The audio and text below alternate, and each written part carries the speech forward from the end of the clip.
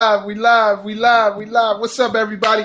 Welcome to another episode of Shift Drink. This is Shift Drink. That's what we're calling it. Restaurant industry topic show roundtable discussion over a nice cold beverage. We got some regular offenders here. My main man, Chef DC, sipping on. What you sipping on? Man, I'm sipping on a fine vintage of H2O right now. Keeping myself hydrated in this heat. I hope it ain't that DC H2O. You fuck around and be disappeared by the end of the show. Well, you know Muriel Bowser, man, she been putting in work, bruh. She learned how to get the crowd all excited and say, look, you got to boil your water for the next 10 days and then get everybody depressed when they say they don't have to boil it anymore. No bullshit. Yeah. Shouts to Muriel Bowser with the fake ass water filter thing. But Chef Jay Jackson, Mr. Foodtastic, what's happening? I'm here. Listen, I'm sipping on some peach whiskey. This is Dr. McGillicuddy's. I mixed that with just a little bit of seltzer. I like brown juice because I got brown skin. Ooh, brown juice is the move every time. Okay, all right. You with the melanin? Right. Okay, I'm just I'm going something a little exclusive here. This is my friends out of Norway, out of Baltimore by way of Norway, Midpoint Brewery. It's an IPA I'm sipping on. It's nice summertime drinking. It was about 180 degrees today, so nice and appropriate. But it's not really on this side of the country yet. It's here, but it ain't really here. So, but it's good. It's good. When it becomes available, I'll let y'all know. But it's good. Let's jump into it real quick. I'm gonna start off because we got a lot of topics to cover. Mario Batali, man, it's pretty good to be a white guy in this country because the dude ain't even hit a year on his scandal, and he's having stories written about his comeback already. Like, you know, it was a rape room in his fucking restaurant. There was something called the rape room, as the servers referred to, and they're talking about his comeback story. Here's what I want to ask to both of you. We're forgiving people. Should Mario Batali be canceled forever? I mean, he's a great chef, he's a great cook. Should he be canceled forever, or should he be allowed to come back and redeem himself? Let me say this. I was actually shocked when I found out. I met Mario once, and then I know a few people that work for him. I actually had no clue, so I was actually stunned. Usually, you have backdrop on somebody, you've heard things, and it's not usually a big surprise when somebody shows their true self or something comes to light. But I was shocked and amazed. I always believe that somebody can come back. I always believe that somebody should have the opportunity to make amends for what they did. I am living proof of fucking up and needing a chance to come back. So I fully believe it. Now, the authenticity of that comeback or the sincerity of the apology and the amends that you do, I think are the key components of that comeback. Is it authentic? Have you made amends for what you did? So I think if he covers those 2 points, we might have say no. Right. Well, my thoughts are this. Like Jumoke, I was actually surprised when the whole scandal came out about him, but maybe for reasons different than many other people. Actually, for a very long time, I thought he was gay. So wearing all them special Crocs in the kitchen, which are not safety regulated. I thought he was just kind of spectacular. And but that aside, my take is this: who is anyone to stop somebody from earning a living? Now, I think certainly if he's made amends with the people that he wronged, don't know if he has or not, then certainly he should be given a chance in the public eye. But here's the deal. This has always been the setup. Whenever white guys get in trouble about anything, if they are a cash cow, they will quiet down long enough for the American population to forget.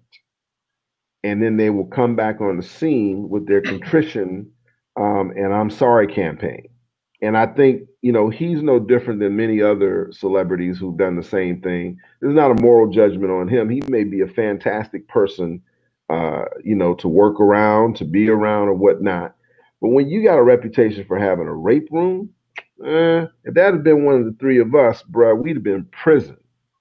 We wouldn't even be on Get Vocal having this conversation right now. So that's my initial thoughts on that. Well, I agree with you both. So I won't double back and say what you both said, but I will say that, my heart goes out to the victims, right? And I think it's just shameful for anybody to talk about whether it be Paula Deen, who did, she didn't necessarily do anything illegal, but I mean, if you're a human, of course you can come back. Of course you can make a living again. Nobody's done forever, I believe. But we think about business too quickly, and we forget about the human beings that were affected by the environment. Those directly affected, that were directly affected and victimized, but those that were indirectly affected. So I just, if he does, when he comes back, I hope that, the people that are responsible for his comeback are thoughtful about the human beings. On a similar note, I'm just curious, like, how is Hooters flying above the radar, below the radar? Like, Hooters is like junior college for strip clubs, and it's the Me Too movement hasn't, like, how's that happening? I mean, you don't have to go long on that, but well, real quick, they can't. You got to think about it. Hooters is sued every year by multiple women from multiple locations throughout the country. That's not new for them. Long before the Me Too movement, Hooters were getting sued for sexual harassment and all kind of other things. Now, that being said, when you take the job, there's a requirement to dress a certain way and to present yourself a certain way to make your money and be a part of their image as an organization. You sign up for that. You don't sign up for sexual harassment from your employer per se, but you certainly sign up for the look and feel that Hooters provides to their employees and to their customers. So for them, people keep going to Hooters because they like them wings and beer. They like getting drunk there. They like watching television and watching the Hooters. Yeah, I mean, there's a uniform and there's an environment for every job that you have. Whether that uniform is nothing, or whether that uniform is a specific look or a specific feel, and the environment, the culture that you walk into, what you're walking into. So, absolutely they get sued every year, but at the same time, it's not new to you.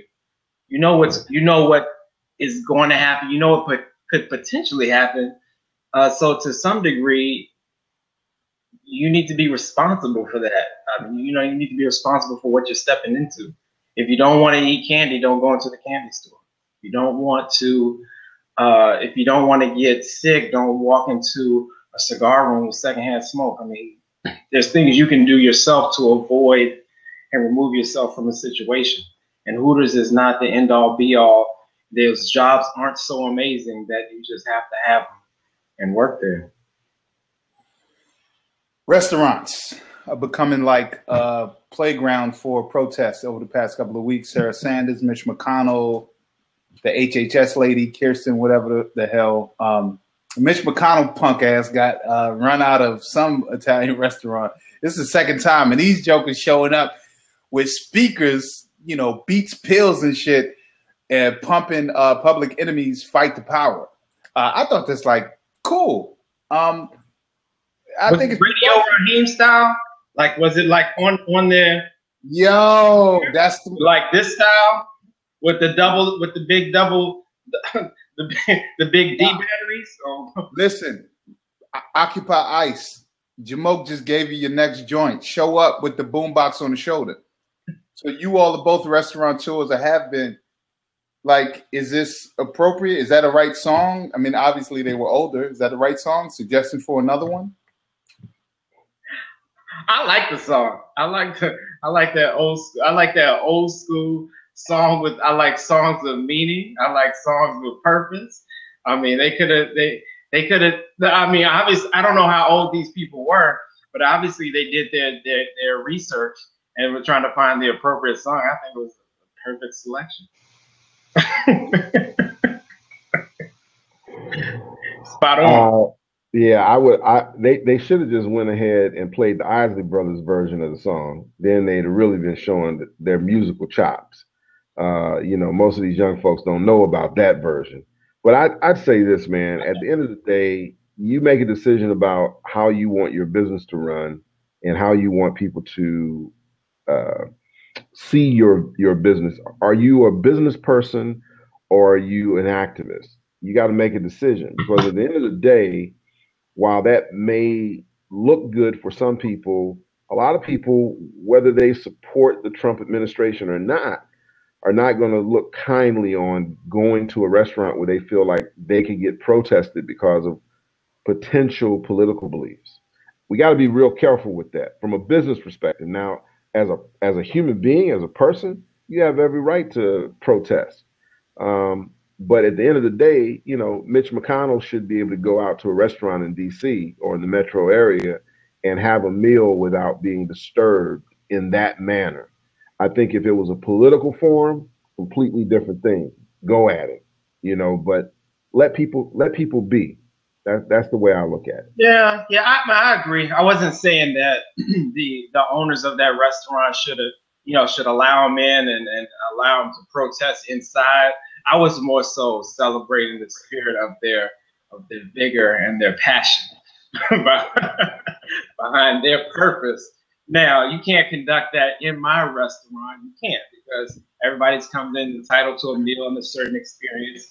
But once you step outside my doors, hey, you're grown. Deal with deal with it. I mean, it's not you're not, your life isn't threatened. So that being aside, you got to deal with the circumstances you've created, sir. Speaking of food and rap, I'm gonna jump to it because we only got a few seconds left. The best food rap line. It was hard for me. I'm a big J head, but I'm gonna say it's this: Chef, guess what I cooked? Baked a lot of bread and kept it off the books. Jay-Z, best line ever. He's got many. Easy. This is easy. I don't even know why this is a debate. The best food line ever is T-bone steak, cheese, eggs, and Welch's. Great. That's hands down the best, the best food line from a rap song ever. In discussion. So I don't have a line per se. I'm gonna just go with any line from Raekwon for Cuban Links Only. Any line, because that's the chef. Wu-Tang forever. Y'all go ahead. I don't have anything else. That was mine. I just say, just my last few seconds, man. These restaurants need to be careful. Make sure they're not turning themselves into a protest stage and go make that money and get them customers happy. Yo, thank you all for tuning in. Get vocal, jump into a vocal of your own. Catch us next week on Tuesday, 9 p.m. right here. Shift Drink. We'll see you then. Peace.